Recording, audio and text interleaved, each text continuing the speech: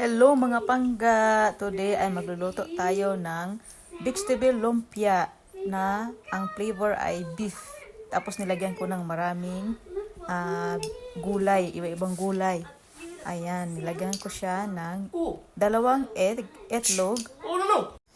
Yan, nilagyan ko yan siya ng squash, potato, tapos garlic,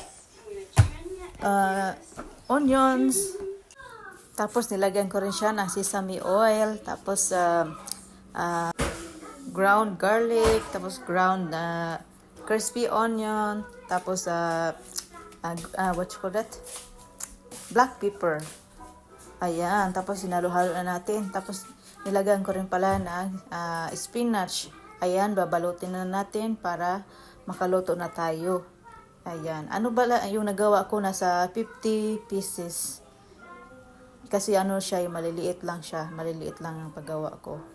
Kasi yan yung 50 pieces lang yan siya na spring roll, tapos hiniwa ko siya ng kalahati, kaya ganyan na siya, maiiksi lang siya. Tapos ayan na, magluluto na tayo. Ayan, nakaluto na pala tayo. Tapos may sobra pa na kinulang kasi yung wrapper ko, kaya yun binilog-bilog ko na, tapos pinirito ko rin. Ayan, tikman na natin. Ayan, yan lang yung lunch ni Inday Garutay. Kasi wala na, hindi na siya nagre-rice. Tapos nilagyan din natin ng chili sauce. Sarap ng sauce na yan. Ayan, kain. Tikman na natin ang ating loto. Ayan. Thanks for watching. God bless.